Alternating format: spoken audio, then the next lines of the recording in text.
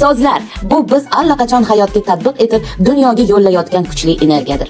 Fikrning o'zi hali shunchalik kuchli emas, lekin chin dildan to'yingan his-tuyg'ular bilan boyitilgan fikr ulkan kuchga egadir.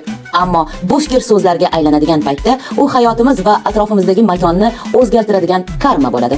So'zlar bilan davolash mumkin, lekin ular bilan teran jarohat yetkazish ham mumkin. Yanada aniq aytganda, so'z ham davolovchi, ham o'ldiruvchi bo'ladi.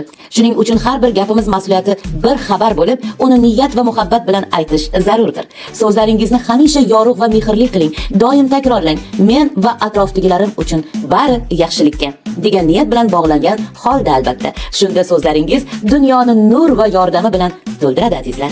Aslida bu qiyin ish emas, lekin buni uddalash ham har kimga emasdir. Buni uddalay oladigan yorug' nurlar bo'lishingizni tilab qoluvchi men Chingiza Hamidova. Shirin so'z va nurli qalblar so'zlarimga qo'shilsangiz, albatta men va atrofdagilarim uchun bari yaxshilikka degan ushbu so'zlarimga amin deb qo'ying azizlar.